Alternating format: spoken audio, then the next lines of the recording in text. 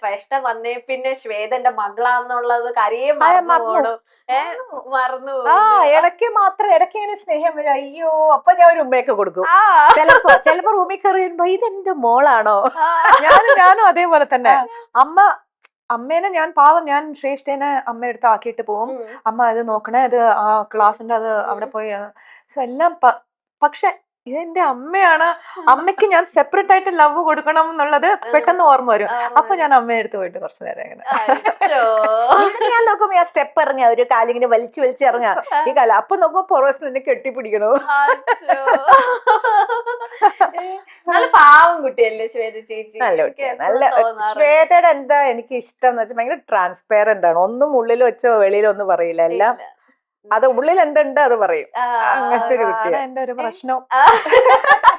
ദേഷ്യമൊക്കെ വരുമോ ചേച്ചിക്ക്? പിന്നെ ഈ ഫേസ് കണ്ടിട്ട് എനിക്ക് അങ്ങനെ ചിന്തിക്കാൻ പോലും പറ്റുന്നില്ല. ദേഷ്യം നന്നായി വരും.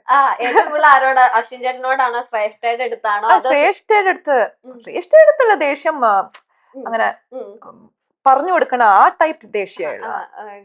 വേറെ ദേഷ്യം പാവം എന്റെ കൂടെ വർക്ക് ചെയ്യുന്ന ആൾക്കാരോട്, എന്റെ മാനേജർ, അവരാണ് ഏറ്റവും കൂടുതൽ പെർഫെക്ഷനിസ്റ്റാ. എല്ലാം ഇന്നതിൽ നടക്കണം. അതെവിടെന്നാ കിട്ടിയെന്ന് എനിക്കറിയാം.